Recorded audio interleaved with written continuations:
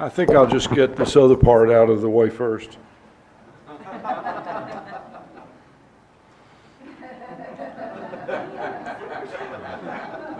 Not this time. This is a part of an essay that I wrote, a longer version of, for Oxford University Press. It's a collection of essays on Southern literature. My area was poetry after World War II. I thought they wanted a survey the first time around, and they call it a survey, and apparently others thought the same thing. So I, like some others, turned in a 100-page survey of all the poets since World War II in the South, which was wonderful. I read a lot, and I still have that, but then they wrote back and said, you didn't understand us. We really wanted to hear about 2 representative people, and could you make it 50 pages instead? And so this is then cut 50% down, or less. Actually, this is about 19 pages. And I'm only talking about Randall Jarrell. The piece I've finished for this other project starts with Jarrell and then goes to Donald Justice. And I guess I cut out the introduction, but I'll just say in a couple of sentences what that's about. It has to do with the influence of doubt following World War II, and this is mentioned later in the few pages into the essay, but a doubt not that different from the doubt that we saw in people following World War I, an increased skepticism about language, reason, history as a reliable record. Doubt about the tradition, though, perhaps was a new emphasis that came after World War II, whereas the moderns many put an emphasis on the tradition amidst all their experimentation too. So I'm going to use Alan Tate and John Crow Ransom a little bit because they were teachers of and/or great supporters of Randall Jarrell, and particularly Ransom was an influence on Donald Justice. You see a lot of, and Justice is not in this, but if we got to that part, you'd see Justice in conversation with Ransom in his early poetry. Tate had this tragic view, and Jarrell, there's a kind of a reduction in value. Tate's tragedy is reduced to Jarrell's sense of the absurd. And Ransom's irony is reduced to Donald Justice's sense of nostalgia. The structures implicit in tragedy have to do with reason and value. A great man falls or a great person falls. In the absurd, the ladder doesn't go up that high. There isn't that much. There isn't a fall really, because the values are not there, and the trust in reason is not there. And with irony, irony always appeals to logic. It articulates something that's lacks that is not consistent with order or logic, something that we all see as out of kilter in some way and comment upon out of the context of larger structures. So doubt made these people, I argue, if you can make a generalization like this, and of course I'm selecting poems that support the generalization. I also could get up here if we did this for another 2 weeks and pull out some poems that would be the counter argument. I'm selecting it in a way that supports that idea, and I think it has some merit. We'll see. Sewanee, and so the new critics and the editors of the Kenyon Review, Sewanee Review, Southern Review, Brooks and Warren, Tate, Ransom, so forth, were either directly the teachers or they were the supporters of this younger generation. So I'll start out with one of them and then I'll bring up another. Sewanee Review editor Alan Tate opens his poem Aeneas at Washington, which is your first poem here, with a recollection of the Battle of Troy, but ends with a modern speaker standing in the rain far from home at nightfall by the Potomac. Tate understands modern disillusionment by means of the tradition, seeing the great dome of Washington, D.C. that lights the water of the Potomac in conjunction with the glowing fields of Troy that Aeneas faced in defeat. Tate's hero begins, I myself saw, furious with blood, Neoptolemus, at his side the black Atridae, Hecuba, and the 100 daughters, Priam cut down, his filth drenching the holy fires. Dislocation gets the last word. 4,000 leagues from the 9th buried city, Tate says, I thought of Troy, what we had built her for. Here Tate understands the present by means of the past in a way a younger poet, such as Randall Jarrell, does not. Jarrell's player piano understands things this way. And this is Jarrell. I ate pancakes one night in a pancake house run by a lady my age. She was gay. When I told her that I came from Pasadena, she laughed and said I lived in Pasadena when Fatty Arbuckle drove the El Molino bus. I felt that I had met someone from home. Perspective has changed. Jarrell's poem is grounded in personal experience rather than allusion to the tradition. Instead of Washington and Troy, the reader is given an account of a conversation that took place in a pancake house located in Blowing Rock, North Carolina. I go on with Fatty Arbuckle, but I've cut that out, but he's interesting. Jarrell's poem opens with a clipped pace reporting animated conversation between the speaker and the woman who runs the restaurant. As with Tate, Jarrell's subject is dislocation, though only from California, not Troy. Tate's sense of the tragic nature of history is replaced by Jarrell's sense of the absurd, the oddness exemplified by the events of Fatty Arbuckle's life, for example, his film success, and then the scandal following false accusations that caused his work to be banned.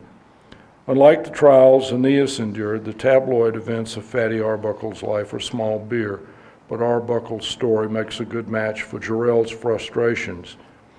Tate's view of human suffering accompanied his understanding of a world order that Jarrell could not accept, especially during war. Tate's tragic view allowed for a hierarchy of meaning that Jarrell's sense of the absurd did not recognize. The exaggerations surrounding Fatty Arbuckle fit the bill. Tate's Aeneas at Washington ends with several narratives in mind. These range from classical to modern, American to Southern. Though each account raises questions, Tate operates from a standard of meaning Jarrell cannot assume. Jarrell's player piano is focused much closer to home and ends the way it does as a result of Jarrell's increased doubt concerning reason, language, history as a reliable record, the tradition, so forth. The poem ends, and you've got this, I think, the piano's playing something by Chopin, and mother and father and their little girl listen. Look, the keys go down by themselves. I go over, hold my hands out, play, I play. If only somehow I had learned to live. The three of us sit watching as my waltz plays itself out a half inch from my fingers. Something has happened where scale of reference is concerned. Robert Lowell's observation concerning Jarrell was to say that he was a Wordsworth with the obsessions of Lewis Carroll. But that remark covers just part of the story. The player piano contrasts a musician's phrasing with a machine's reproduction, and by that is a figure for what was missing in Jarrell's childhood, an intact family. Both parents are present, but all they register by being there is their child pretending to play an instrument. Jarrell complained that his parents did not give him music lessons, but his larger complaint was that they did not stay together. Mary Jarrell's remark about all this is that her husband wrote the player piano and forgave his parents everything. Alan Tate, and I cut this part out also just a little bit about it. Alan Tate addressed childhood too, and here I was just trying to acknowledge that Tate has his romantic side. It's just he was striving to push away from that. Alan Tate addressed childhood too, of course. His poems, The Meaning of Life and The Buried Lake, for example. But unlike Jarrell, the personal was kept relatively quiet. In The Buried Lake, Tate mentions his violin being locked up, which matches Jarrell's player piano, its music locked mechanically. But then Tate alludes to the empiricist John Locke to further explain matters, Tate being more comfortable thinking of the personal as the empirical. You had to have known Tate. He was very formal. So, Jarrell, on the other hand, would settle for just the personal. Jarrell would also say, however, that there was more evolution than revolution between Tate's method and his own. This is a point Jarrell made directly in his essay, End of the Line, where he argued there were elements of Romanticism alive in modernism, which by 1941 had been carried to their limits. Meanwhile, Jarrell's project was not intended to reach the end of any line or the limits of Romanticism, but to enter new territory. Randall Jarrell was a student of John Crow Ransom's at Vanderbilt and later Ransom's protege at Kenyon College, where Ransom founded and edited the Kenyon Review. As Peter Taylor aptly put it, Jarrell was Ransom's loyal friend, if also the kind of loyal opposition Mr. Ransom enjoyed. In fact, the close reading and continually sparring Jarrell was a shining example of the new criticism's rigor that Ransom promoted. In time, it was the very questioning Jarrell had been taught to use in his approach to poetry that helped him voice his concerns about modernism and to conclude that it had, in fact, reached the end of the line. End of the circle might be a more accurate way to put it. As Mary Jarrell reiterates, borrowing from Jarrell's essay, Jarrell believed modernism was an extension of Romanticism, and it was by that fact that the tendencies of Romanticism have been carried to their limits. Jarrell therefore placed his bets upon the work of younger poets, such as Elizabeth Bishop, Robert Lowell, and upon the informal address of William Carlos Williams.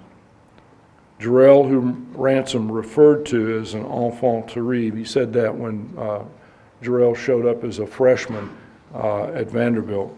Jarrell went to Hume Fogg High School in Nashville and came out of the Fogg and showed up in Ransom's class as an enfant terrible. Ransom, referred to as an enfant terrible, was also, according to Ransom, the person who had read more books from the library than any other student and a wider range than any professor would have chosen.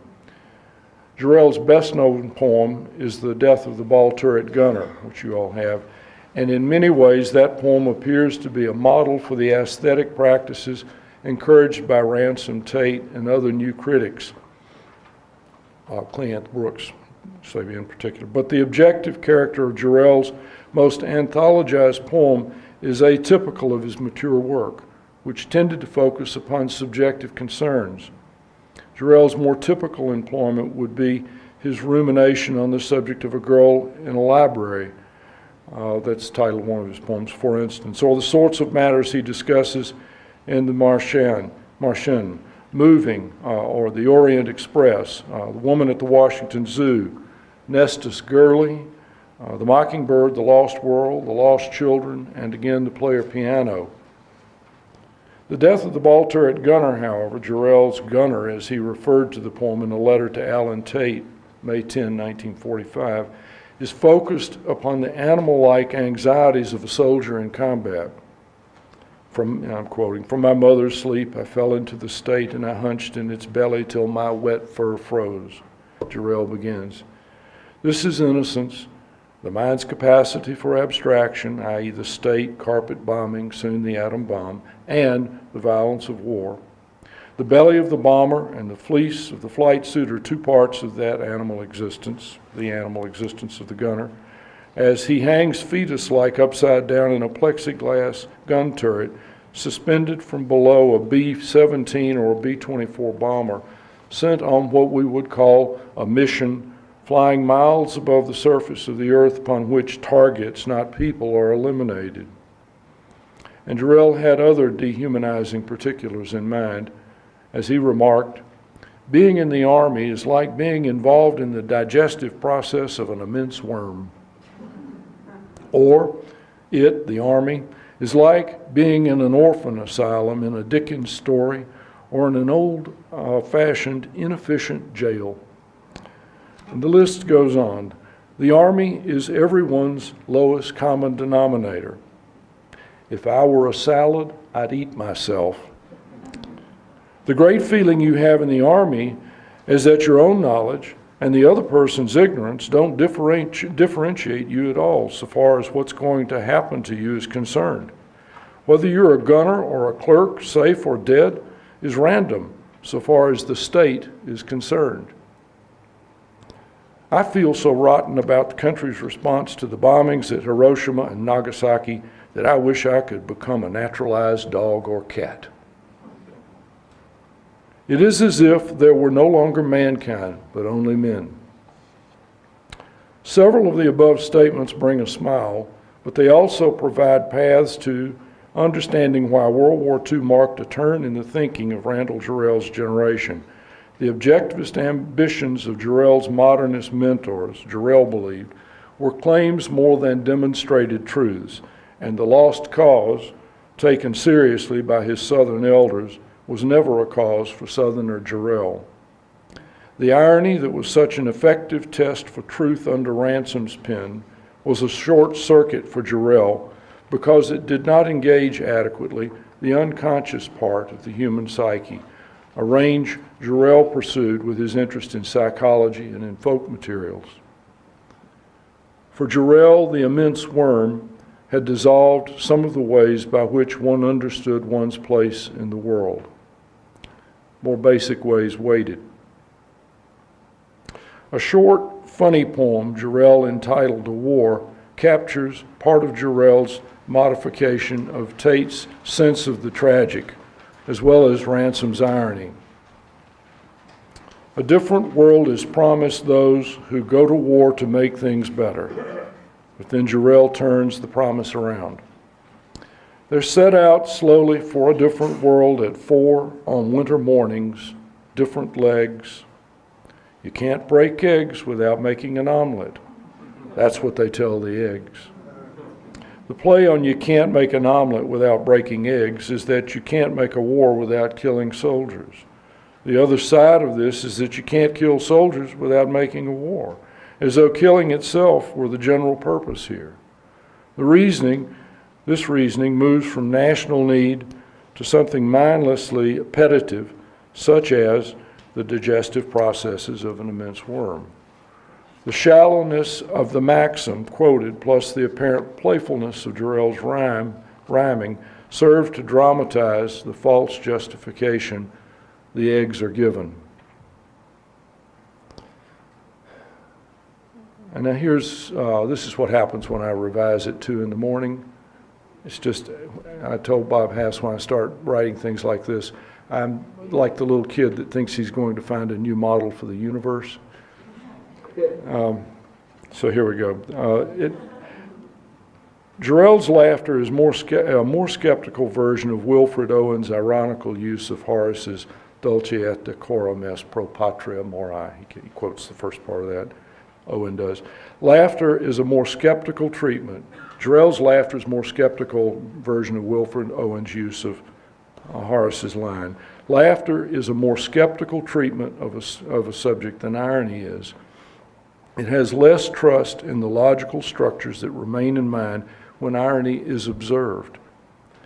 Matthew Arnold's Dover Beach and Anthony Hecht's The Dover Bitch, a criticism of life, come to mind. Replying to Arnold's moral earnestness, his high seriousness, Anthony Hecht begins, "So there stood Matthew Arnold and this girl," and Anthony Hecht saw a lot of military action in the army in Germany as a young Jewish guy who spoke German, so was the company translator. So here's Hecht, looking back at Matthew Arnold. "So there stood Matthew Arnold and this girl with the cliffs of England crumbling away behind them, and he said to her, 'Try to be true to me, and I'll do the same for you, for things are bad all over,' etc., etc."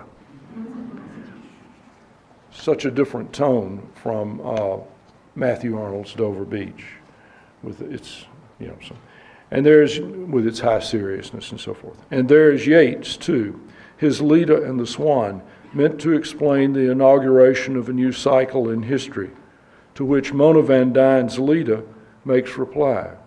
Van Dyne uses the famous lines by Yeats, "Did she put on his knowledge with his power before his indifferent beak could let her drop," to introduce a poem that ends with the woman described having married a smaller man with a beaky nose and melted away into the storm of everyday life. The grand, is scaled down in a way similar to the different takes between Tate and Jarrell. Scaled down to a lack of hope that in this poem, another poem by Jarrell, Well Water, that you have, Jarrell likens to a pump you pump for water that is rusty. The pump is a squirrel wheel. A sick squirrel turns slowly. It is hard to move and absurd. This is the daily life, Jarrell states in the poem's first line, and he says it again in the poem's last line, the dailiness of life. Back to the pro patria stuff. Wilfred Owen knew better than the reasoning of W.J. Halliday's Pro Patria, a book of patriotic verse, 1915, and Galloway Kyle's Soldier Poets, Songs of the Fighting Men, 1916, the arguments in those collections. And there was another one, More Songs of the Fighting Men, which came out in 1917. There are a couple of poets, I think, represented there. Sidney Oswald and Harold John Jarvis were two poets in that camp. If you go back earlier in the 19th century, I believe Arthur Hugh Clough used that line from Horace also. He was a little more skeptical about it. But Clough was skeptical about various things. He thought Rome was trashy. He lived in Florence. He had an interesting sister who was a leader in education for women. If you look at that line from Horace, and others have, it's sort of like a thermometer, and you stick it into the 19th century, and you get an understanding of what war is about. And then you get to the 20th century, and World War I and World War II had so many physical horrors that went with them as a result of leaps ahead in technology that outpaced strategy, for example, or tactics.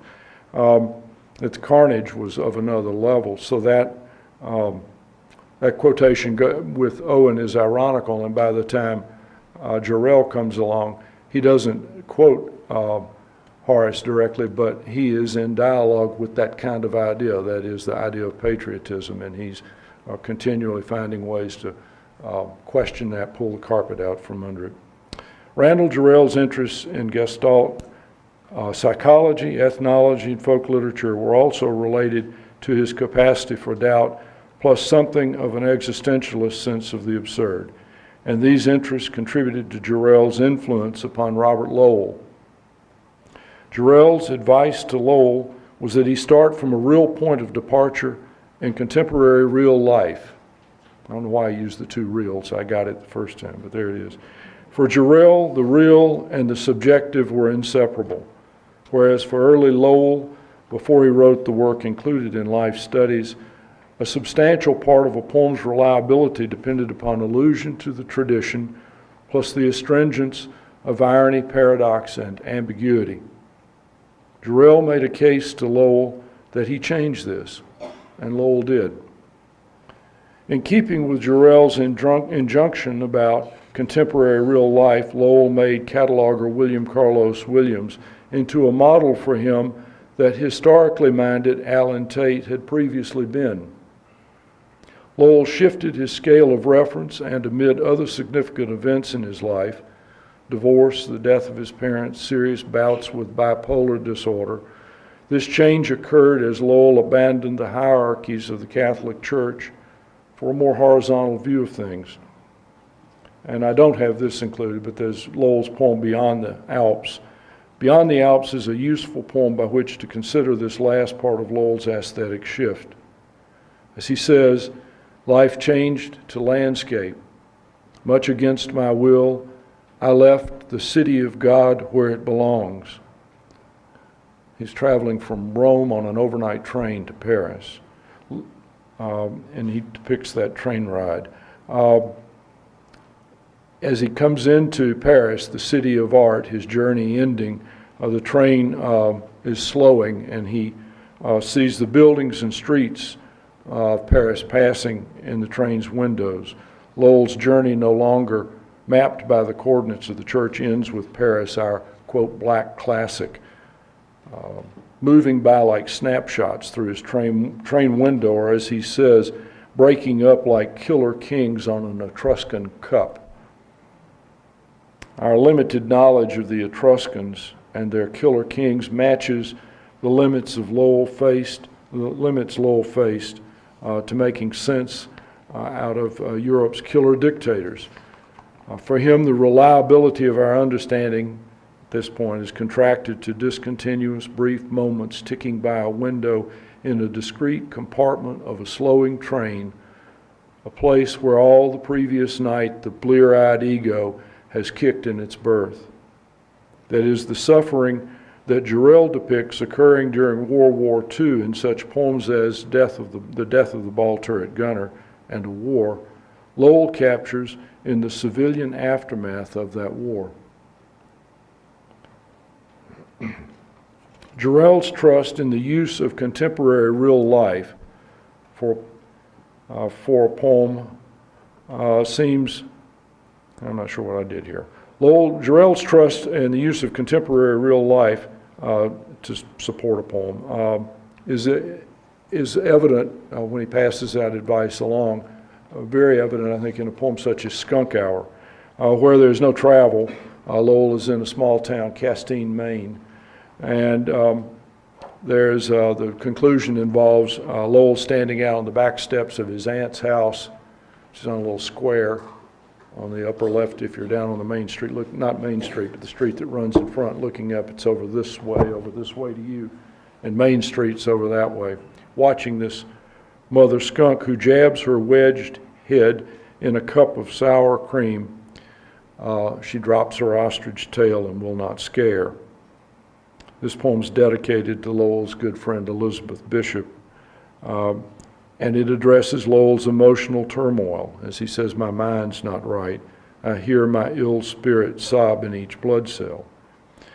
Yet the poem manages to end by celebrating the fact that the mother skunk refuses to scare, a response an existentialist might see as a step toward affirmation, or Lowell is saying it of himself by saying it about the skunk, who's there with her kittens. She has others in her life. Lowell has his friend in his life, and so forth.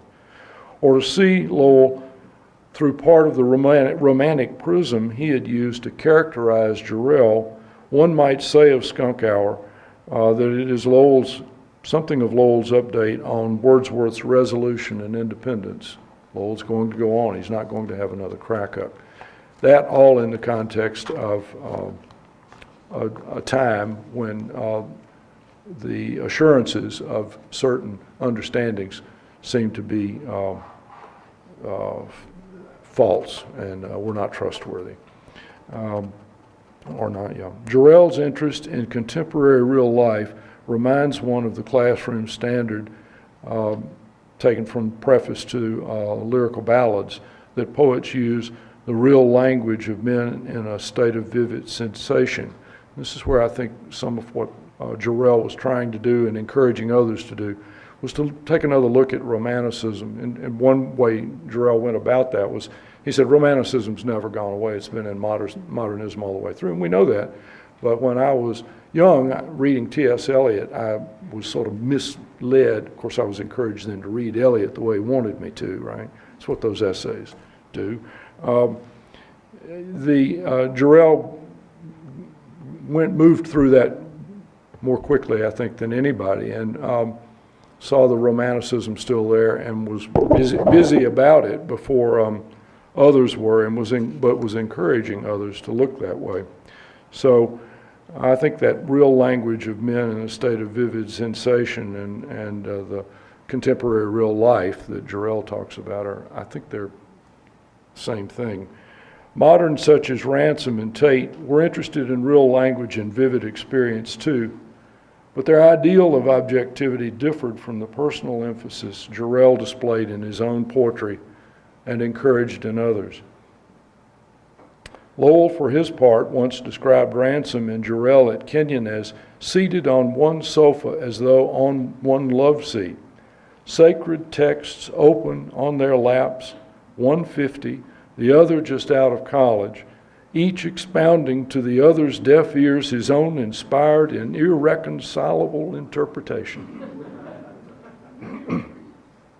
And to cite Peter Taylor's take again, Taylor describes Ransom and Jarrell as loyal friends by which differences stimulated thinking, not separation.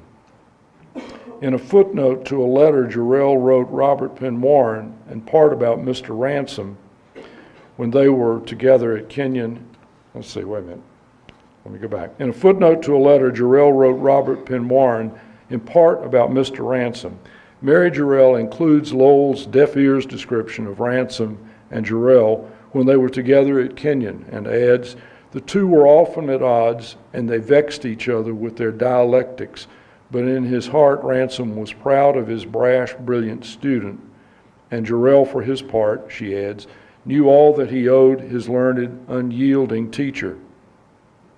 The two differed on the plain speech of William Carlos Williams, but they agreed on the plain speech of Robert Frost. These choices had to do with various, I think, rhythms, ways of thinking. So they would converge and then they would separate. So the back and forth between Jarrell and Ransom raveled along as Jarrell worked to avoid the decorum he found in Tate and Ransom, but at the same time built upon the intellectual range those two elders represented. For Ransom and Tate, decorum seems to have been a matter of positioning similar both to a rhetorician's and a boxer's stance. Ivor Winters was the boxer, though. Right, Bob?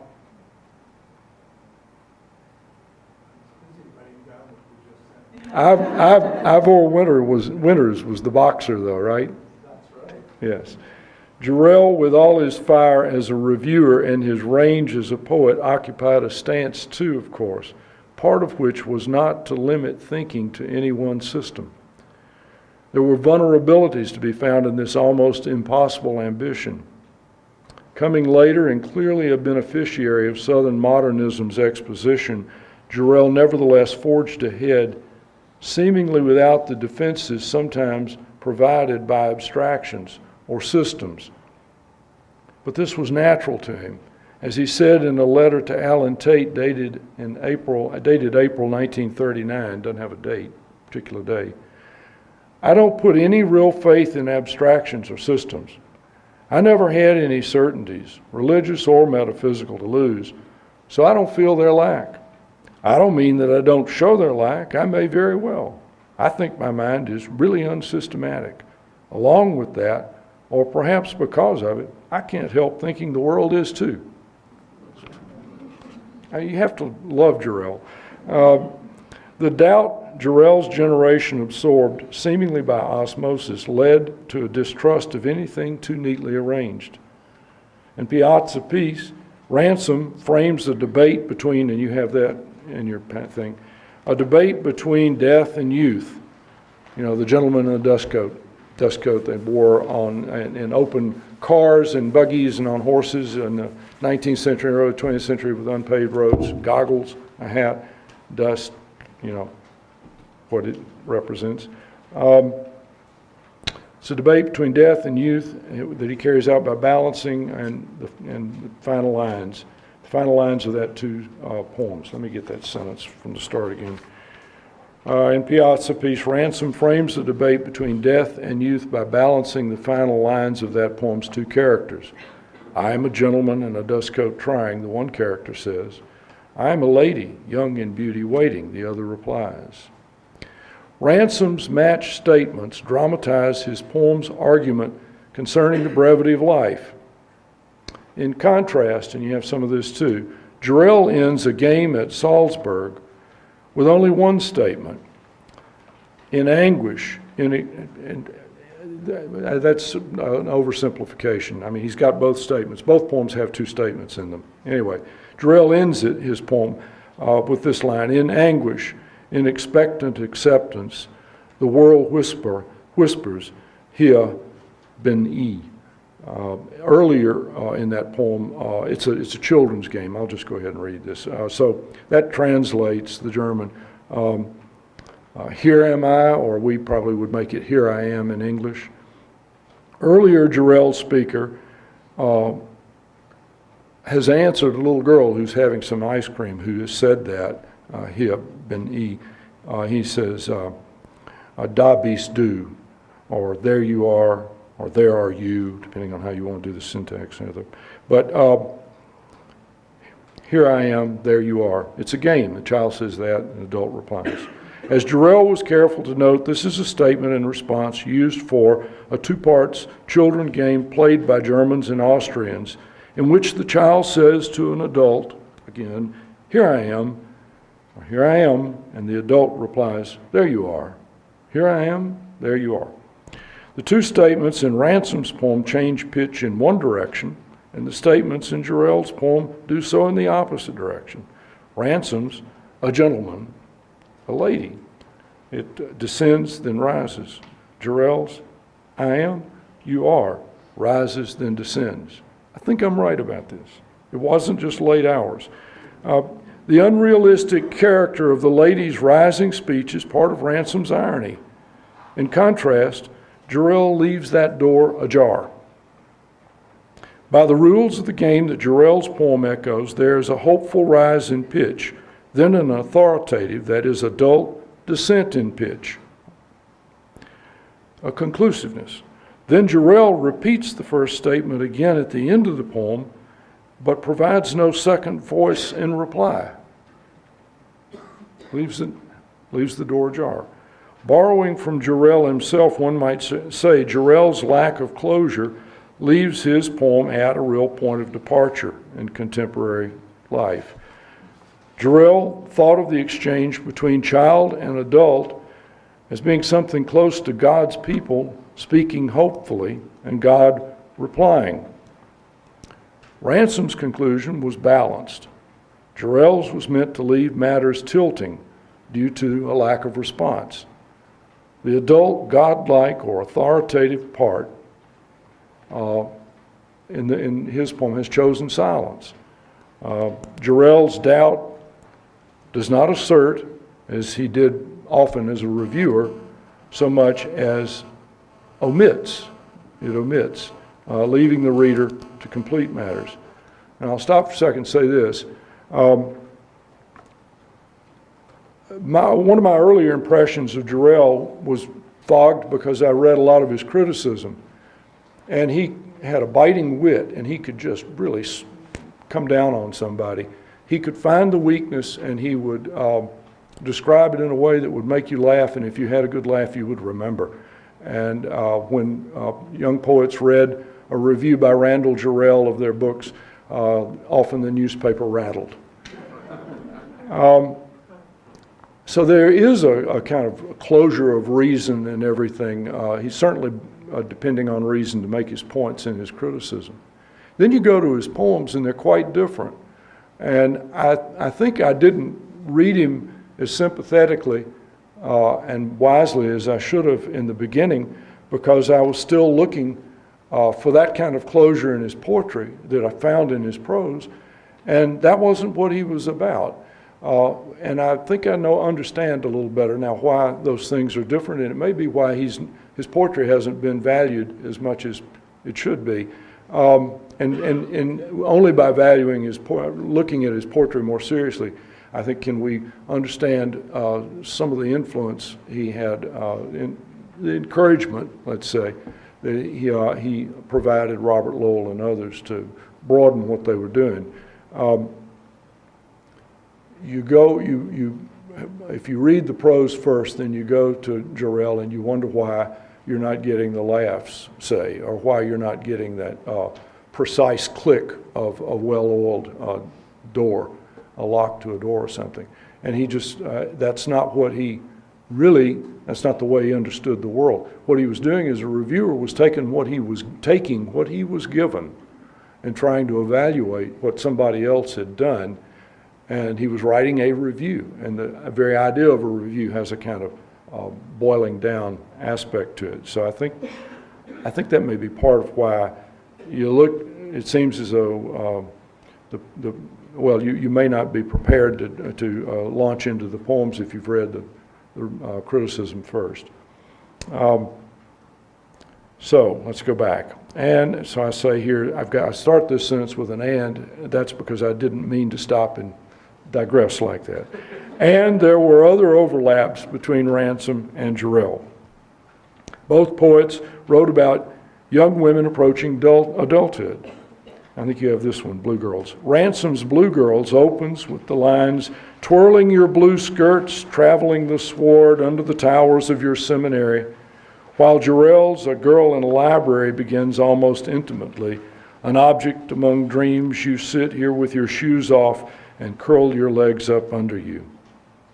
The poems agree in subject, but then they differ.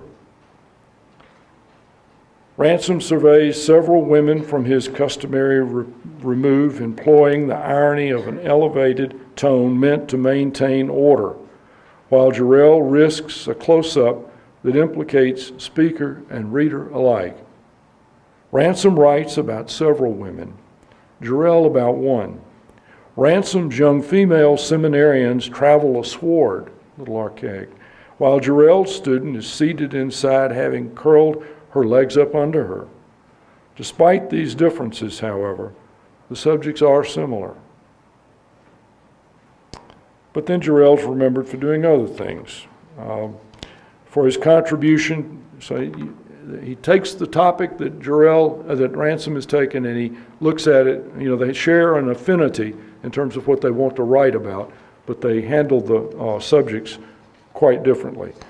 For his contribution to the essays assembled, and this is somebody else, for his contribution to the essays assembled in Jarrell's honor after Jarrell died, and that title of that is Randall Jarrell, 1914-1965. He was hit by a car. And there was a debate about all that. Maurice Sendak drew a portrait of Jarrell as a boy once again, in a room with bookshelves behind him, an owl under the table, and on the other side a wolf at his feet. Then above the wolf, an ogre looking in through a night window with a full moon high in the background. The poem by Jarrell that Sendak matched with this image was Children Selecting Books in a Library, and you have some of that. It begins in an ordinary library, the poem does, but then the library turns out to be an enchanting, terrifying world. Jarrell says, there is no cure here. Then it goes on. The once upon a time there was of stories only offers words of doom as ecumenical as dawn, that some escape if they trudge at the back of the north wind to somewhere east of the sun, west of the moon. The poem ends, and I think this is what you've got. It is because we live by trading another's sorrow for our own, another's impossibilities, still unbelieved in, for our own. I am myself still, for a little while. Forget, the world's selves cure that short disease, myself. And we see bending to us, dewy-eyed, the great change, dear to all things, not to themselves endeared. There's several poems where he ends on the subject of change. So Maurice Sendak picked that poem to describe Lowell. Elsewhere, I cut this out, but Eleanor Taylor talks about Lowell as a sort of Peter Pan figure, a meteor. So there are these elements of Jarrell. There are these elements of Jarrell that go into, I think, his aesthetic also. His temperament would be part of it as well, and the way people saw him. So there's that poem. For Jarrell, the contrast between a large world and small children dramatized the vulnerabilities faced by all in this post-World War II world. To return to territory shared by Ransom and Jarrell for one last moment, Ransom's bells for John Whiteside's daughter, An Old Man Playing with Children, Vision by Sweetwater, and Janet Waking. I don't know which, if you have one of those.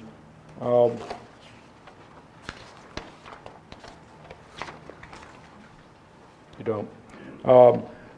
Anyway, you all know Bells for John Whiteside's daughter, and you probably know Vision by Sweetwater and Janet Waking. Operate by a sliding scale of irony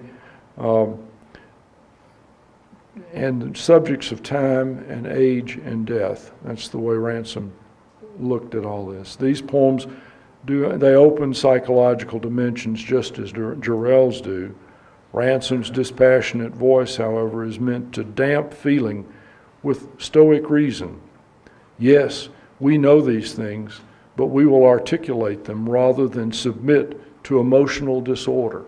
That's, I think, what Ransom was doing a lot of the time.